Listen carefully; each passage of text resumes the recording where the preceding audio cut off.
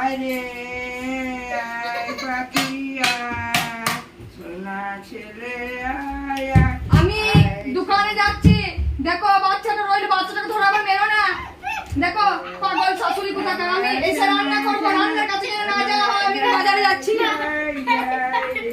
আমার সোনা ভাই, এ ভাই আমি যাই, রান্নাটা বৌমাটা নাই না, আমি এই সময় রান্নাটা করি গে। হ্যাঁ তুই থাকো থাকো থাকো, এসে না এসে না। না না না না,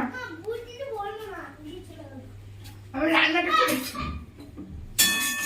বাবা রান্নাটা করে নিই গো।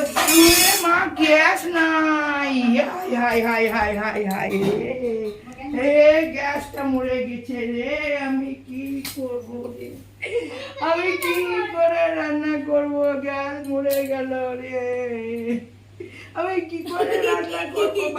এ ভাই গ্যাস মরে গেছে, আমি ভাবলাম দেখলাম গ্যাস মরে গেছে, গ্যাস মরে গেছে, গ্যাস মরে গেছে, গ্যাস আমার কোনদিন মরে?